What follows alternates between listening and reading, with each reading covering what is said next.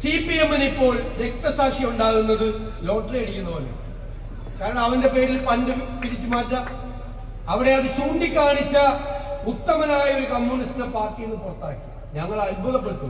ശബരിമലയിൽ അയ്യപ്പന്റെ സ്വർണം കവർന്നതിന് 3 CPM നേതാക്കൾ ജയിലിൽ കിടക്കാം.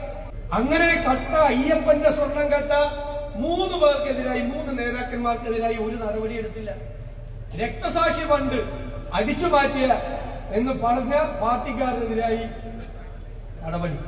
എന്തൊരു വൈരുദ്ധ്യമാണ്. എനിക്ക് ഇപ്പോഴാണ് മനസ്സിലായത് കമ്മ്യൂണിസ്റ്റ് പാർട്ടിയുടെ വൈരുദ്ധ്യാത്മക ഭൗതികവാദം എന്ന് പറഞ്ഞ ഇതാണ്. പിണറായി വിജയന്റെ ഒരു സ്റ്റേറ്റ്മെന്റ് കണ്ട് ഞാൻ ഞെട്ടി. കഴിഞ്ഞ ദിവസം പുതിയ സാങ്കേതിക വിദ്യ കേരളം സ്വീകരിച്ചു കഴിഞ്ഞു. ഞാൻ നോക്കിയിട്ട് എങ്ങനെ കാണാൻ.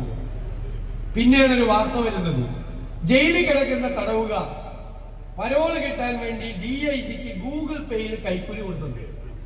അപ്പൊ ഗൂഗിൾ പേയിൽ കൈക്കൂലി അയച്ച് സാങ്കേതിക വിദ്യ കരസ്ഥമാക്കിയ ലോകത്തെ ആദ്യത്തെ സ്ഥലമാണ് പിണറായി വിജയന്റെ. ഗൂഗിൾ പേയിലാണ് ഇപ്പൊ കൈക്കൂലി. അതായത് സാങ്കേതിക വിദ്യ സ്വീകരിച്ചു എന്ന് പറയുന്നത്.